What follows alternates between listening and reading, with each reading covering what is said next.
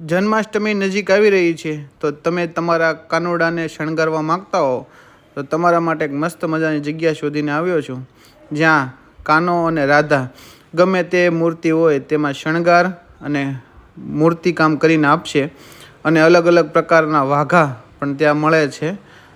આ બેન છે તે ઘરેથી કામ કરી રહ્યા છે, જે કાનાને શણગાર અને કાનાના વાઘાનું વર્ક કરી રહ્યા છે.